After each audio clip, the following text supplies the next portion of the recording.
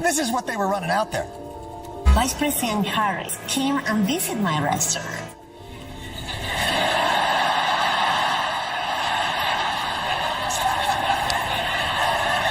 Since losing the election to Donald Trump just a few months ago, the Democratic National Committee has been relentlessly targeted by Jon Stewart, who shows no signs of letting up. Big movers and shakers of the Democratic Party must know her well. She worked at McDonald's, and she greeted every person with that 1,000-watt smile and said, "How can I help you?" Recently, he tore into the DNC not just for picking the wrong candidate, but for their arrogant out-of-touch efforts to sell that disaster to the public. If you enjoy unfiltered political takedowns, this was pure fire. Hit that subscribe button because trust me, we're just getting warmed up.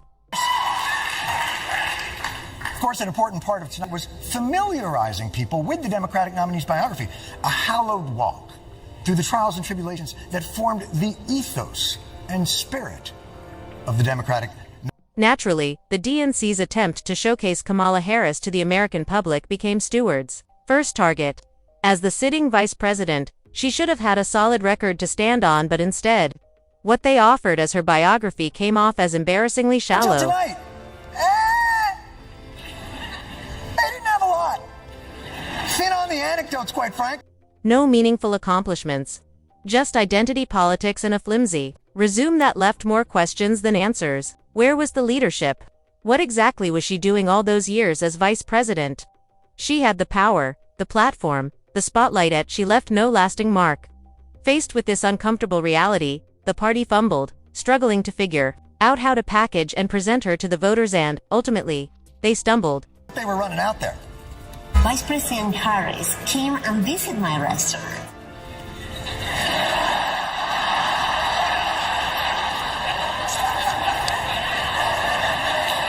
No clear policies. No real action. Just scripted speeches, awkward interviews, and vanishing acts when pressure mounted. If you want voters to see her as ready for the top job, don't make the role look like a token position. Stewart didn't hold back. He ripped the DNC apart for trying to sell mediocrity as greatness. Brutal, but long overdue. Take a look at this. You know, I know you only had 4 weeks to put this movie together, but come on. You got to do better than... I was working and she walked in. I drove her in an Uber. Come on, the big movers and shakers of the Democratic Party must know her well. She worked at McDonald's, and she greeted every person with that 1,000-watt smile and said, "How can I help you?" This wasn't just disappointing, it was a textbook case of how performative politics can backfire. The DNC wasn't forced to pick a black woman as VP, but in their rush to please the woke crowd, they overlooked real leadership. They chose a token. Kamala Harris was unproven, uninspiring, and there was no grassroots demand for her. She was picked for optics, not merit. Jon Stewart called it identity politics on full display, and he sliced through the DNC like a hot knife through butter. I have to say that. When you work at McDonald's, or really any point of service occupation, how can I help? Here, Stewart openly called out the DNC, and he had a point. Instead of offering voters what they wanted, the DNC tried to force a product on them. Kamala Harris's vice presidency felt like a routine shift at McDonald's, just following the handbook, nothing bold, nothing memorable.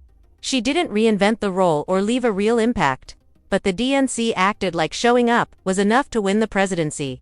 Voters aren't that naive, you have to earn the top spot. In this next clip, you'll see the DNC trying to sell Kamala Harris. Phone rings.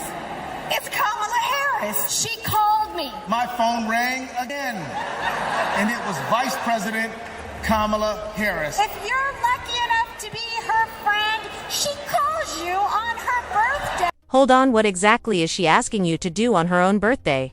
Last I checked, we call people on their birthday, not the other way around. It's just weird.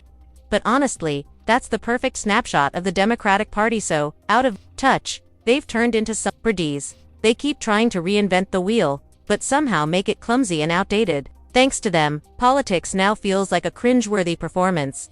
Stewart didn't hold back, and no one asked for this. She calls you on her birthday?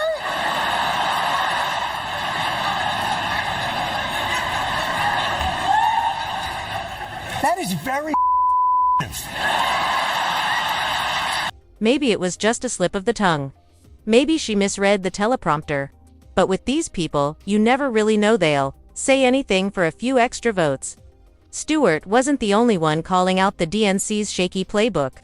When spin and fiction mix so icily, it's hard to tell if it's a mistake or part of the plan all along. Yeah, let's go Democrats! You know, the dumber your hat, the more energy you always have. Honestly, Michael Koster nailed it when he slammed the DNC's messy, tone-deaf convention last year. They were too busy chasing buzz with empty slogans and pointless theatrics instead of building a real message. It felt more like a stage show than a serious political event, lots of noise, but nothing meaningful. Puts on a donkey hat and is like, you know what, let's stay in tonight. But of course Democrats are excited because this is a chance for them to lay out their specific vision each night, and let's hear what... Let's be real, voters don't care about style points. That's Trump's game. The DNC seemed more obsessed with TikTok trends and celebrity cameos than tackling real issues. That's not outreach, that's political cosplay. Anyway, let's check out what they rolled out at last year's convention. This morning, we are learning how each night of the convention will highlight her vision for the country. Tomorrow's opening night's theme, For the People. Tuesday will outline Democrats' bold vision for America's future. Wednesday, they're calling a fight for our... Everyone expected an exciting conference where the DNC would unveil a bold plan to hold power and genuinely help everyday Americans. Hopes were high for inspiring speeches, real solutions, and a clear vision. Instead, we got a cliché-ridden, hollow showcase of fake virtue actions that barely scratched the surface of real problems. Policy move by the Democrats. Tuesday is for the future, and Thursday is also for the future. How do you have themes that are so vague and then still run of ideas by Thursday? That's the DNC, for you, plenty of theatrics, but nothing real underneath. The whole event felt less like a political convention and more like a cheap variety show, filled with forced applause and tone-deaf rhetoric. Voters saw right through it. Instead of leading, inspiring, or offering real solutions, they wasted the moment, chasing appearances over results. It's also released a very detailed party platform, and you can tell how much time and energy they put into it because they forgot to replace Joe Biden's name with Kamala's. Yeah, and that's not just lazy, guys, it's unprepared and careless. They couldn't even update official platforms, still swapping Biden's name with Kamala's. That's not just sloppy, it's political malpractice. If you can't manage your own branding, how can anyone trust you to run a country? This isn't leadership, it's a disaster. Are swirling, big time. Everybody's talking about it, that two of the biggest names in music, Beyonce, Taylor Swift, might make appearances. Holy shit, did you hear that? A completely unsubstantiated rumor about Taylor Swift and... They didn't just watch, they joined the act. Instead of holding the DNC accountable, the media parroted talking points and helped sell the illusion. They ignored hard questions, buried uncomfortable truths, and chose story control over real journalism. By abandoning their watchdog role, they betrayed the public's trust. And that trust was supposed to be sacred. The DNC's downfall wasn't just bad planning, it was arrogance, laziness, empty messaging, a weak candidate, and a complicit media. They overestimated themselves and underestimated the people. In the end, it was a brutal, avoidable loss we all saw coming. If you enjoyed this, hit like and subscribe. Thanks for watching, see you in the next one.